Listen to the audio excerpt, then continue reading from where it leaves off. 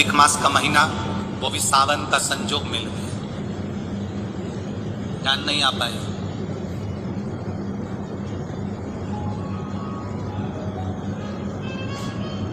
अधिक मास की अमावस्या, जब अधिक मास पूर्ण हो और सावन का मध्य भाग, समझ लेना जरा, बहुत ध्यान देने वाली बात है। राजा नल का गया हुआ धन वापिस मिला। राजा नल की काया जो काली पड़ गई थी, कारकोट नाग के डसने से जो शरीर बिगड़ गया था, कैंसर जैसा रोग हो, किडनी लीवर जैसा रोग हो, शरीर में सोरायसिस हो गया, घुटने डॉक्टर ने कह दिया बदलना पड़ेंगे, कमर दुख रही हो, तकलीफ, कैसी भी तकलीफ, कैसी भी जिंदगी का दुख हो, कैसा भी कष्ट हो, समझना उसको। जितना दुख आपकी जिंदगी में नहीं आया होगा, उससे ज्यादा दुख दमयंती और राजा नल के जीवन में आया।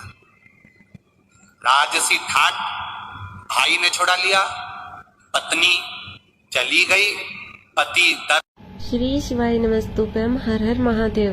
भोले बाबा की शरण में आप सभी का स्वागत है।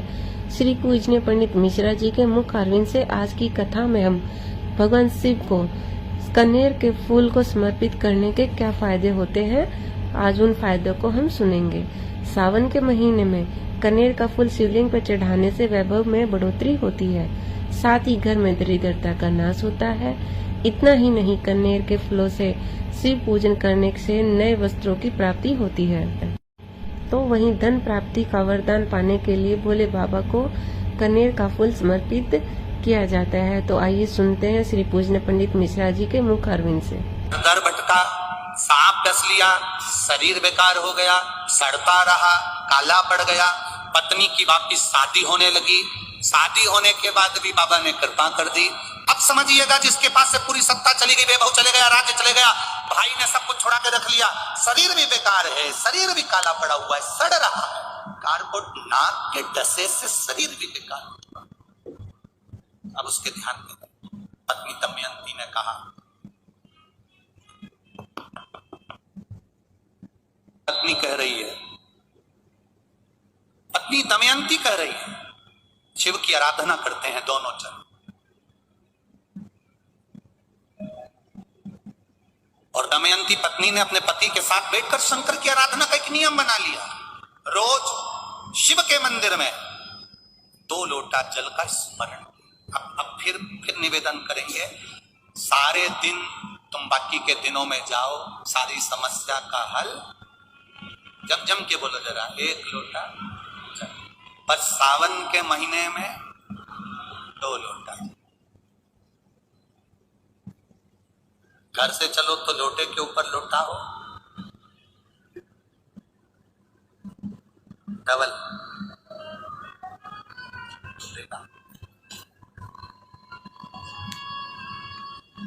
डबल।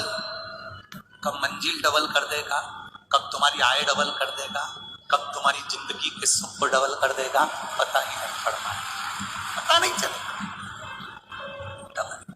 और मंदिर में जैसे ही प्रवेश करो तो दोनों हाथ में, देहली पर चढ़ने से पहले तो हाथ में कलश हो और शिव का मूल स्मरण, श्री शिवाय नमस्तुभ्यम बोलते हुए देवादिदेव महादेव को धार चढ़ाए। 2 ही हाथ, दोनों।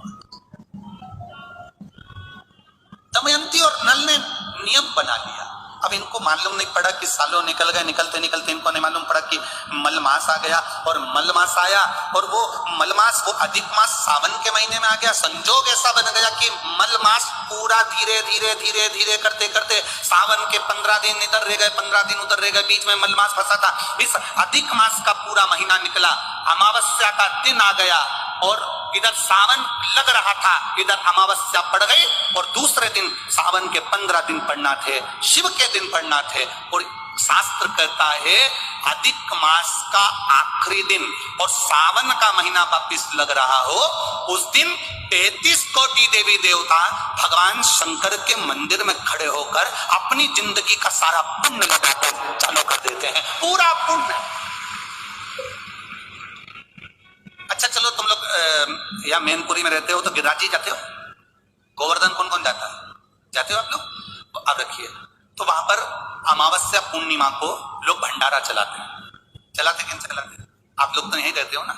कहीं कहीं अमावस्या पूर्णिमा को भंडारा क्यों चलाते हैं, उसका कारण क्या है?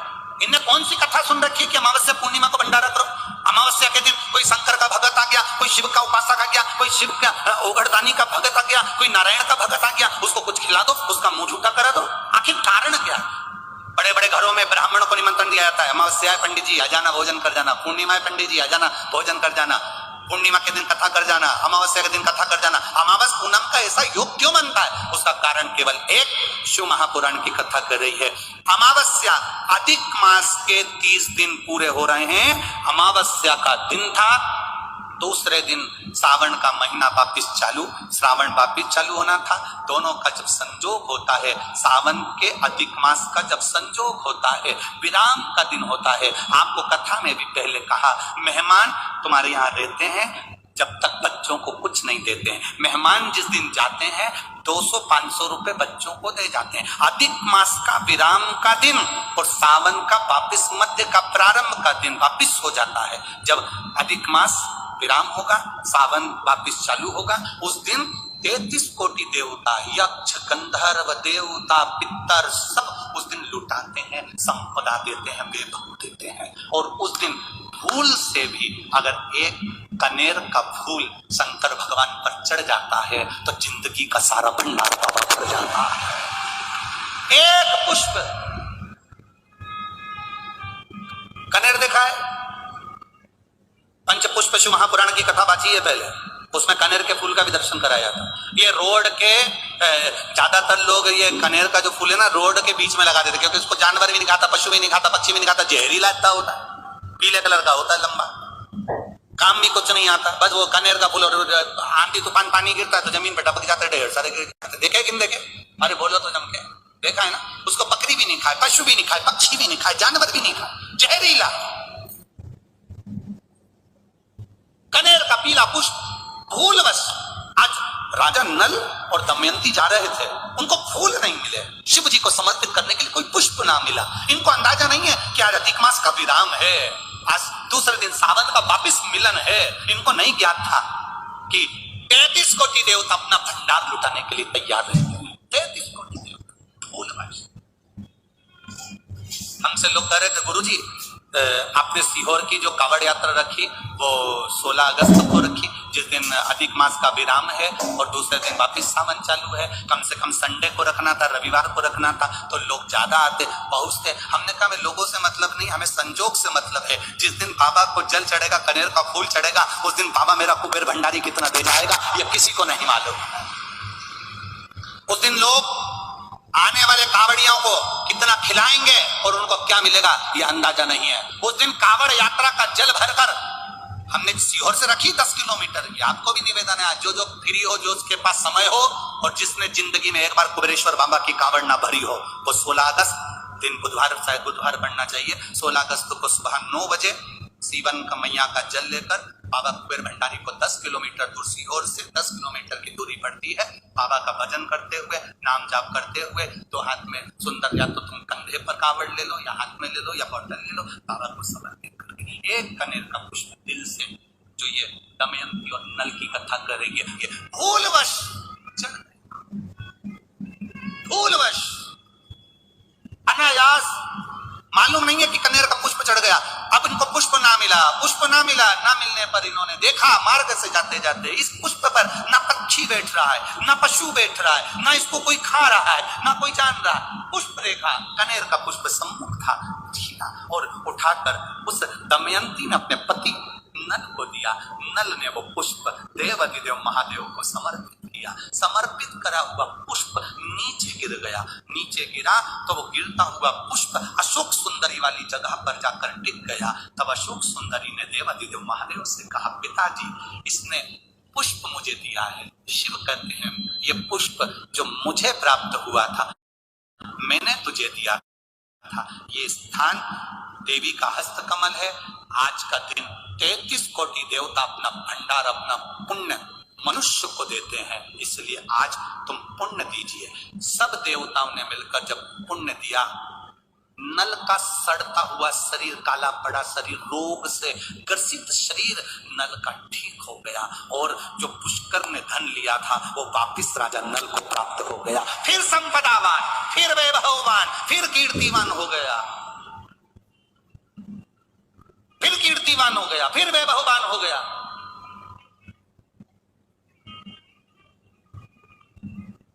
अब दिया किसने?